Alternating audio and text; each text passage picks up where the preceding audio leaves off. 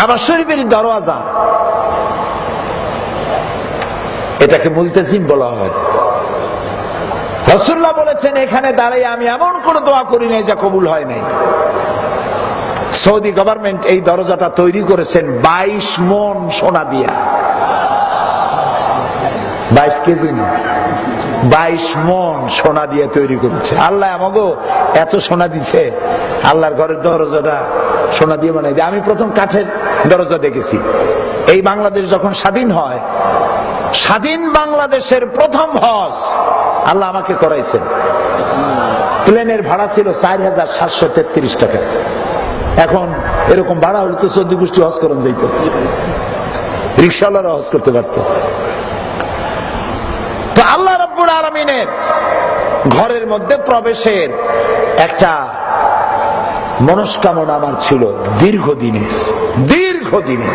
আমার চোখের সামনে কত রাজা বাদশাহ ঢুকছে, আমি এতিমের মতো দাঁড়ায় দাঁড়ায় কাঁদছি, আল্লাহ তোমার এই পবিত্র ঘরের মধ্যে যদি জীবনে একটাবার ঢুকতে পারতাম। সুযোগ এসে গেল। কুয়েত এবং ইরাকের যুদ্ধ শুরু হলো।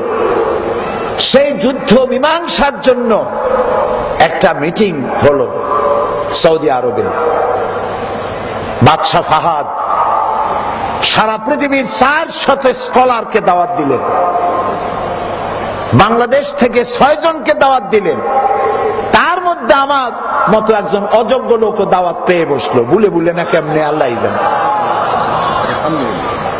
এবং আমি সাথে পেলাম ওই 6 জনের মধ্যে আরেকজন ছিলেন আমার ওস্তাদ, জামাত ইসলামী বাংলাদেশের সম্মানিত নায়েবে আমির, শাইখুল হাদিস, বাংলাদেশের অন্যতম শ্রেষ্ঠ আলেম হযরত মাওলানা আবুল কালাম মোহাম্মদ ইউসুফ। আমার পাশাপাশি সিটে প্লেনে বসা। আমি তারে বললাম, হুজুর আমার তো একটা দিলের বড় আশা ছিল কাবা ঘরে ঢোকার। এখন তো হজের মৌসুম না, ভিড় কম, একটু কয়ে টয়ে দেখবেন নাকি কর্তৃপক্ষকে, যে যদি দরজা খুলে দেয়। কই যে এত মানুষ দেবে কিনা না দেবে। তা আমি ওইটুকু বললাম শুধু। আমাদের হোটেলে নিয়ে গেল, হোটেলে নিয়ে একটা ব্রিফকেস দিল প্রত্যেককে। সেই ব্রিফকেসের ভিতরে জায়নামাজ, কাবা শরীফের গেলাপ, আতর, কলম আর অনুষ্ঠান সূচি। 3 দিন আমরা থাকবো সরকারি মেহমান হিসেবে। অনুষ্ঠান সূচিতে দেখি আগামী বৃহস্পতিবার সকাল 7:30টায় মেহমানদের জন্য কাবা শরীফের দরজা খুলে দেওয়া হবে। আমি পড়িয়া কান্দে দিছি। সকাল 7:30 কখন হবে? আমি রাত্রে এশার নামাজ পড়িয়া হোটেলে এসে গোসল করিয়া নতুন কাপড় চোপড় পরিয়া সারা রাত ঘুমাই নেই। তাওয়াফ করেছি, তাহাজ্জুদ পড়েছি, সকালের অপেক্ষা করেছি। প্লেনের সিঁড়ির মতো একটা সিঁড়ি এসে সকাল 7টায় লেগে গেল দরজার সাথে। আর্মি এসে ঘিরে ফেললো কাবা শরীফ। যারা তাওয়াফ করতেছিল তারা দূরে সরে গেল, মাঝখানে জায়গা খালি হয়ে গেল। আমি চাইলাম আমি প্রথম ব্যক্তি হব, পারলাম না। তখনকার আজাদ কাশ্মীরের প্রেসিডেন্ট সরদার আব্দুল কাইয়ুম তিনি ঢুকলেন, 2 নম্বরে ঢুকলেন। তখন আফগান এবং রাশিয়ার যুদ্ধ চলতেছিল। সেই যুদ্ধের সর্বাধিনায়ক আব্দুর রব আস-সাইয়াফ আর-রাসূল তিনি ঢুকলেন। 3 নম্বরে আল্লাহ তার গোলামকে চান্স দিয়ে দিলেন। ভিতরে ঢুকে চারদিকে ফিরে, তখন আর কেবলা একদিকে নাই, চারদিকে ফিরে 2 রাকাত নামাজ পড়লাম। মাঝখানে সেজদায় পড়ে গেলাম, চোখে যা পানি ছিল ঝরাইলাম। আধা ঘন্টা হয়ে গেছে। হঠাৎ আমার চিন্তা হলো, এই ঘরের মধ্যে লোক ধরে 22-23 জন, 450 মেহমান ঢুকবে। আমি বোধহয় কারো প্রতি জুলুম করতেছি, তাড়াতাড়ি বেরোনো দরকার। আমি সেজদা থেকে মাথা তুলে তাকাইছি, চোখ পড়লো ডক্টর বারি সাহেব, যিনি রাজশাহী বিশ্ববিদ্যালয়ের ভাইস চ্যান্সেলর ছিলেন।